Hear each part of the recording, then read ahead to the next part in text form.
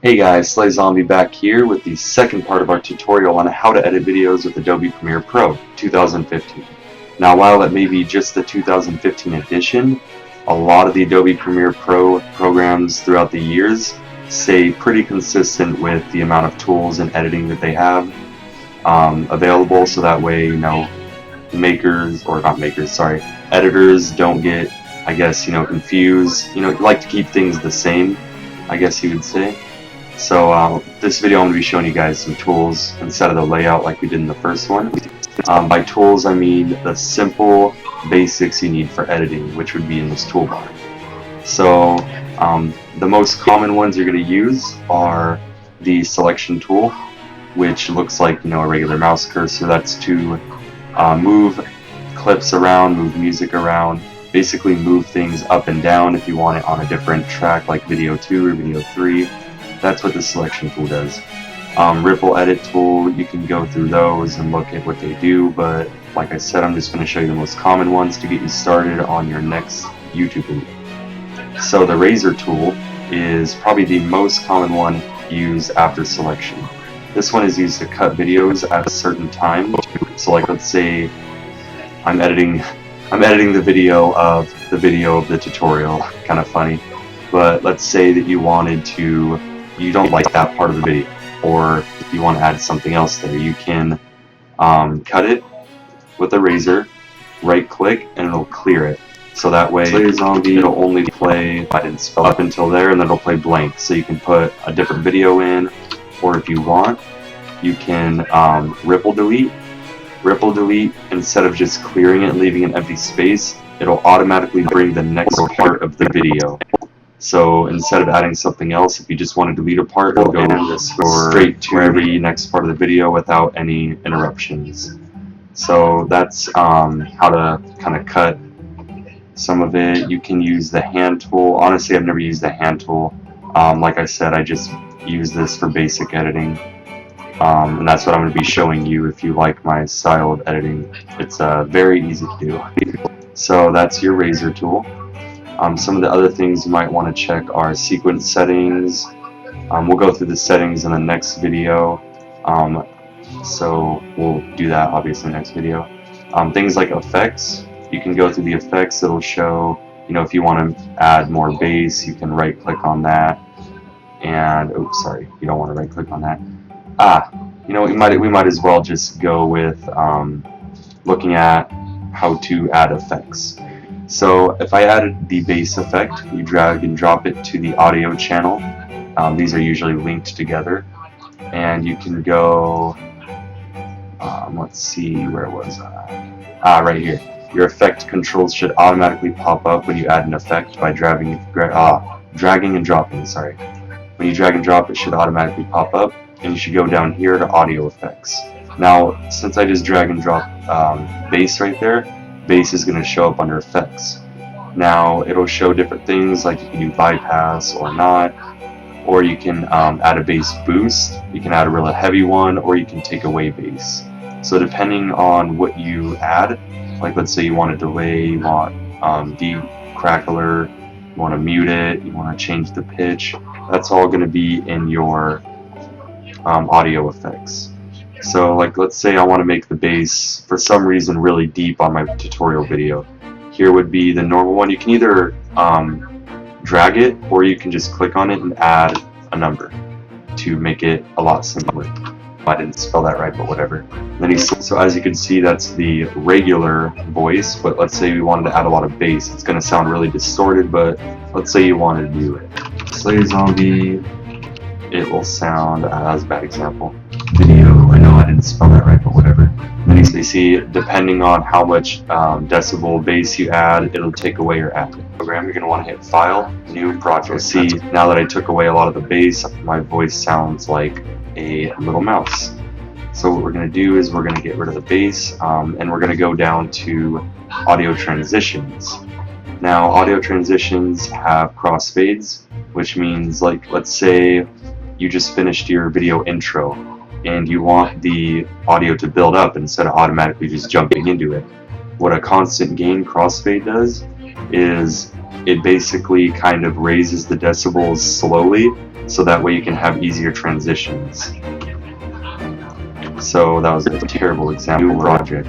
But let's say you wanted it to gain right here. So what it's going to do, I'll turn the volume up so you can hear this a lot better. New project. That's going to open up. Oh my gosh. You see, it's because we have to do. All right, we'll start it right here. All right, so I'm going to go back to effects. I don't know why these examples aren't working so well, but you'll see what I mean. Oh my gosh, yet another bad example. You got to start on, like, let's say you have like a really loud clip. That's where you want to use constant gain to kind of build it up. You see where it kind of built up a little bit there? That's where you'd want to use that. Or like, let's say instead of at the beginning, let's say the beginning's fine, and the end you want it to kind of fade out, like they do kind of like on songs. You would do it kind of like this. This isn't working. You see how it kind of faded out? That's what exponential fade was. Constant power, I'm not going to really go into that because I'm not positive what that does. I think that just constantly builds up the sound. I don't know why you'd want to do that, but if you wanted to build up sound, I guess constant power would be what you would want to do. We'll go back to right here. You can see more effects. Video effects. This is basically where you get all your visual effects. You can go through blur and sharpen. If you want, you can add a camera blur, which of course it opens up the effects panel over here. And you can do different kind of camera blurs. You can do percentage of the video you want blurred. You can do 100%, 0%. Or you could do things like directional blur, which changes the direction of the blur. So if you want it to come from a certain section, that's good for like action videos. If you want it to look like, you know, you're going really fast, that'll work. Gaussian blur, it's one of the ones I use in one of my videos. I remember it was some kind of zombie video, but besides that point, you can do color correction, which changes the colors, or if you want to change the brightness and the contrast, make it really bright, really dark, really colorful, really not colorful. That's all in here. You can do color balance. The tabs do a really good job of showing you what you want. A lot of you are going to want to use keying. Now keying, there's a lot of options in here. You can do color key, which keys a certain color. But what I like to do, keeps it a lot more simple, is use Ultra Key. Now what Ultra Key does is you go down here and it'll say key color. So like let's say I don't have a green screen on my video, but let's say I don't like the color, let's see, I don't like my face.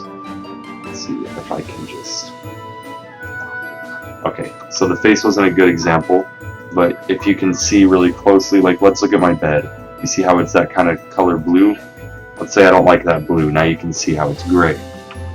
So what that does is it works a lot better if you have a green screen, because then if you have a green screen you could click on the green and it'll just automatically get rid of all that green for you. So that's what keying does. Noise and grain, let's say you wanted kind of like an older style video, or to make it look like it's, you know, a really shitty camera. I don't know why you exactly want that.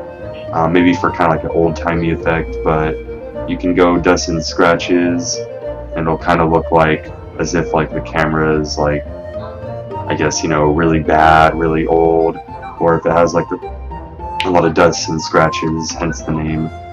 That's all in noise and grain.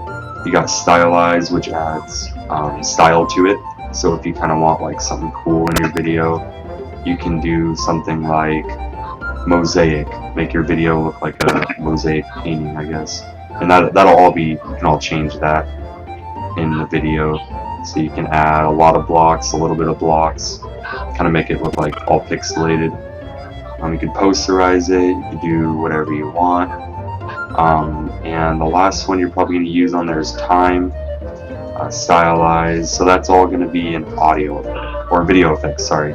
Video transitions, kind of think of if you've ever used the program Windows Movie Maker. See, it automatically saves sometimes.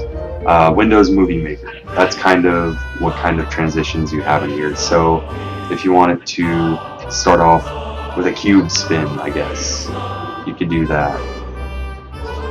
and it's not showing the, oh yeah, sorry, that was the black part of my video. So like, let's say you want it to, you know, spin in or something like that, and you can go like that, or you can do any of these. Honestly, you can do dissolve, which is my favorite. As you could tell at the end of my videos, if you've watched a lot of them, I usually dip it to black. You just drag all these effects, by the way, you just drag and drop. It's that simple for Adobe. So what you're going to do is you're going to drag and drop whatever you want on there. Like I said, I use dip to black, and it just dips it to black. That's it, easy transition. Or if you want, you can dip it to white, so it'll look like it's kind of brightening up into something like that. Or you can do film dissolve, non-additive dissolve, any kind of dissolve you're going to find in there. You could do different kind of slides.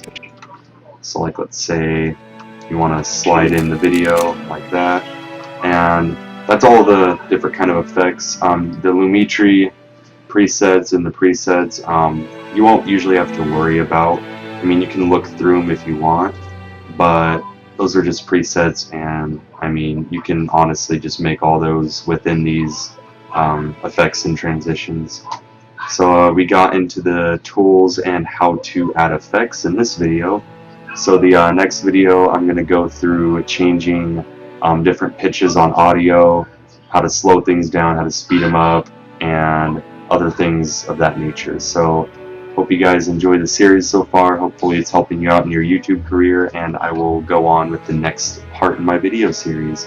Peace out.